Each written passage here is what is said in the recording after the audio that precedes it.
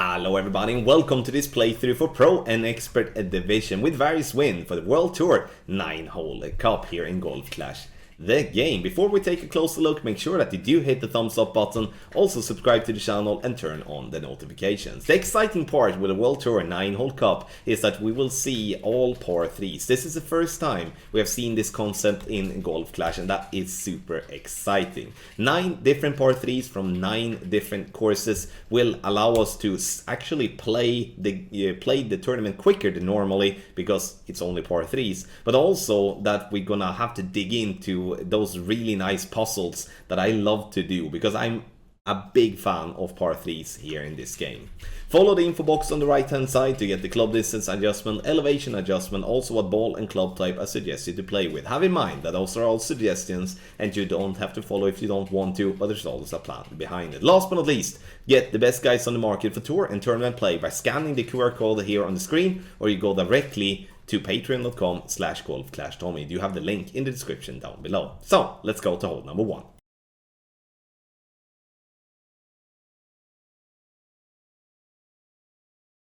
Gokasha Bay, hole number 4, playing from the second tee. Here we can go about it in 2 ways. One way would be to go with the Grizzly, as I'm doing here, using topspin and actually bounce before the bunker. The other way, you know, you might have guessed it already, you use backspin and land after the bunker instead. And that's up to you, depending on what club you have, depending on what type of playstyle you actually enjoy of doing.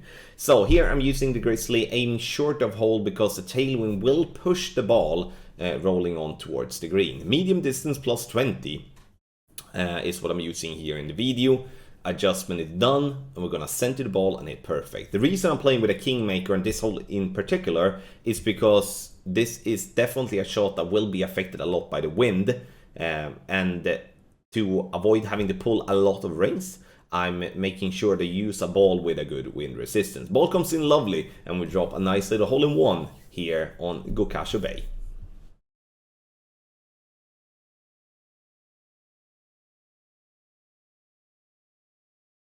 Secure Hills, a par 3, playing from the second tee, and now we're going to go for a rough bump. You know, the rough bump is aggressive. It is. However, though, on this hole, especially when we don't really have much fairway to work on and we don't want to use a backspin boost ball, then it's either the rough bump or the sand bump. And then I prefer the rough bump because that will give us the most consistent way of attacking a pin for an hole-in-one. 10% elevation, medium distance here played in the video. I'm using a wind 5 ball here, and it's not that you can't play with a ball with a worse wind resistance than 5, but it's just that obviously using a wind 5 ball would definitely be super helpful, as it will reduce the wind and will minimize the amount of rings you have to pull. You can see after the adjustment, I'm adding a little bit of overpower just to compensate for the headwind. So making sure that I'm landing into the rough, and we're dropping dead center from hole-in-one. So again, aggressive route, in my opinion, the best chance for an hole-in-one. But if you're only interested in getting a birdie here and take as little risk as possible, then use all the backspin on your Guardian, land it on green, and just move on.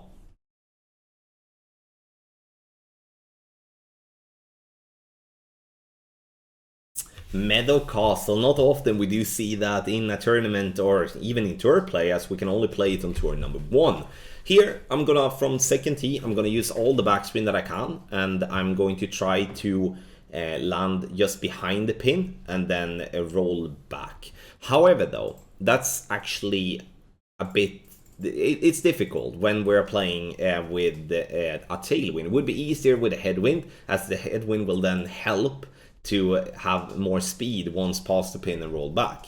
There is also some skinny rough bumps and also sand bumps possibility as well, so this hole is definitely not as explored as it could be because we're not playing it as often, and that's what makes this hole a bit interesting in my opinion. Navigator ball is what I'm using to allow me to not pull into min club, because playing with a power 2 or power 3, I would pull myself into min club. Very close for a drop here, but again, I'm not ruling out alternative options here, as this is definitely not the par 3 that I've been playing the most in my Golf Clash career.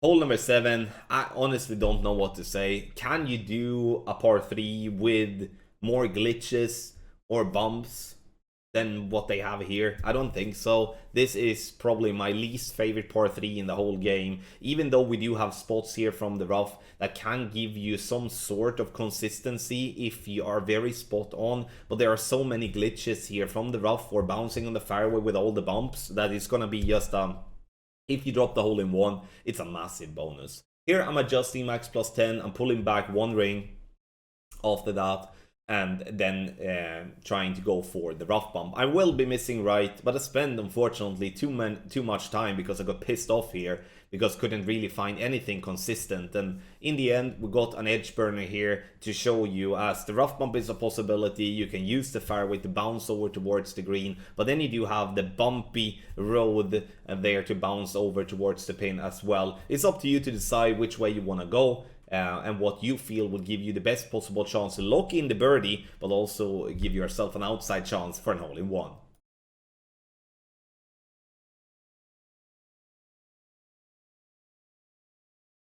Kohong Resorts, hole number 4. This is, in my opinion, a very good chance for an hole-in-one. I would like us to use the sniper if you have it in level 9 or level 10. Otherwise, use the Guardian because we do want to have enough backspin to get the ball to stop before the pin. We're using the slight downslope that you can see there, using the blue ring by the French ball guideline to go through the hole. Adjustment here for this wind angle in this video is maximum distance with a 20% over adjustment.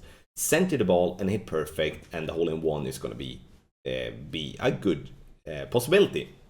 If you do not have a Guardian, if you do not have the Sniper 9+, then you have to bounce on the fairway before the first rough up towards the pin, which also offers a chance for an hole-in-one. But I do think we can expect that playing from the second tee, you shall have either a Guardian unlocked in whatever level, as you do have a lot of backspin from a lower level, or just have the sniper in level 9 or better.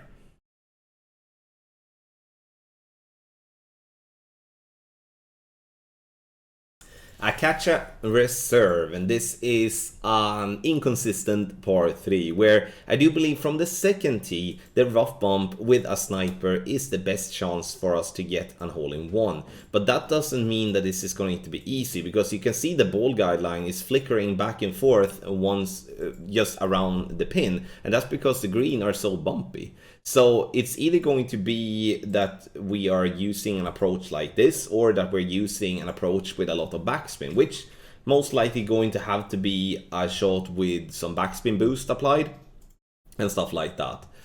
If you're going to play this type of rough bump, the less wind you have, the better it's going to be, because the more wind you have, the more the ball will be affected once it hits the ground, and the harder it will be to control the rollout up towards the pin. However though, it doesn't matter what ball type you're using here and doing a rough bump to lock in the birdie, but obviously we're looking for as good chance as possible to get an hole-in-one. Medium distance plus 10 is what we're using, and here I'm using a special ball, but again, if you listen to what I said, it's not an absolute must, but it will help.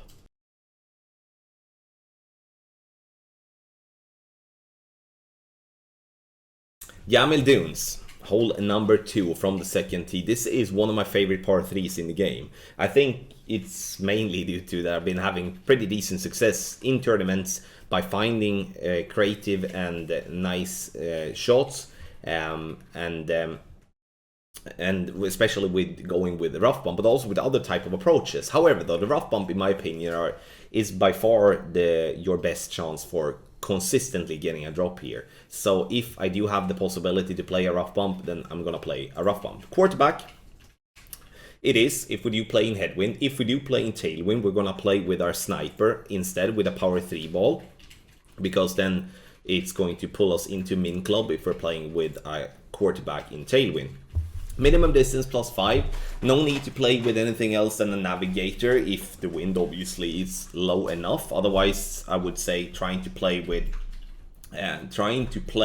in headwind with a ball that you have at least, you know, a wind 3 or something like that, if you're not feeling confident playing with a navigator. So Yamadunes, very good chance for a drop.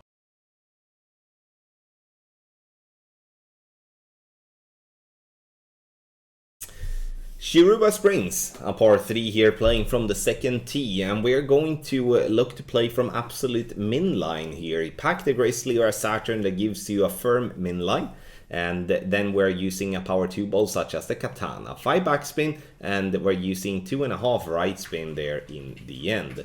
What we're looking for is to bounce on the fairway before the green and the ball to be pushed by the wind and obviously also by the side spin into the hole. If you want, you can actually back up and also play with the Grizzly, bouncing over the bunker. Obviously there's a little bit more risk with an approach like that, as you could play into some glitchy spots, but also that you do risk going into the bunker if you make some error. In this example here, it doesn't really matter what you hit, you're always going to hit the fairway and get yourself up towards the green for a simple putt. But if you're executing properly and aiming properly and everything like that, you could actually get yourself a nice little hole-in-one here on this nice laid out Shiruba Springs.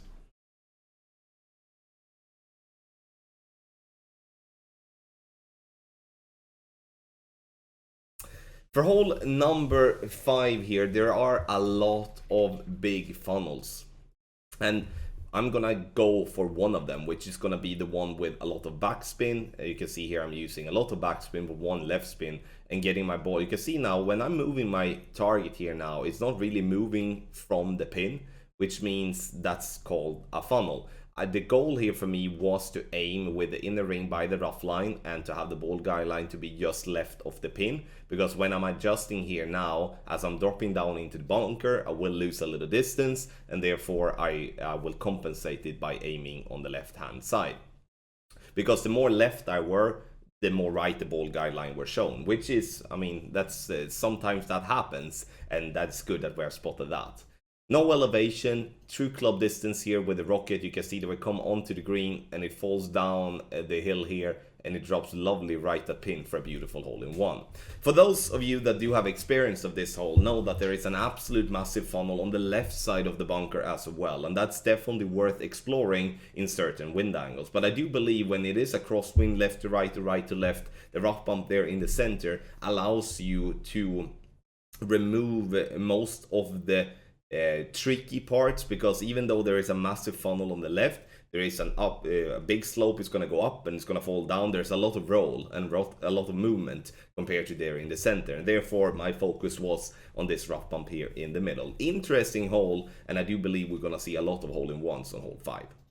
Thank you so much everybody for watching this playthrough for Pro and Expert Division for the World Tour 9-hole Cup here in Golf Clash the Game. If you're interested in the best guides on the market for tournament and tour play, you can scan the QR code and go directly to all our packages, or you can just type in or copy the link that is in the description down below. Thank you so much once again for watching. A massive good luck in your Golf Clash game.